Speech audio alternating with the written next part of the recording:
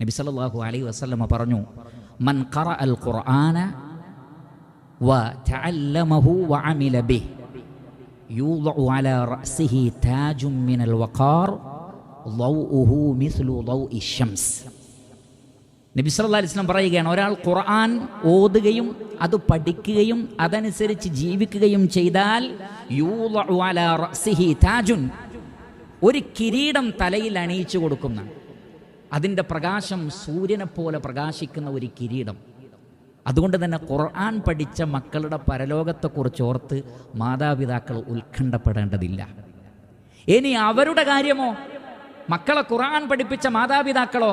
നബി സല്ലല്ലാഹു അലൈഹി വസല്ലം പറയുകയാണ്, ദുനിയാവിലെ മുഴുവൻ സമ്പത്തും വെച്ചാൽ പോലും പകരം വെക്കാൻ പറ്റാത്ത 2 ആഭരണങ്ങൾ മാതാപിതാക്കളെ അണിയിക്കും. അത്ഭുതപ്പെട്ടവർ ചോദിക്കും, എന്തിനാണ് ഈ ആഭരണങ്ങൾ ഞങ്ങൾക്ക് നൽകിയത്? ഈ ഉടയാടകൾ എന്തിനാണ് നൽകിയത്?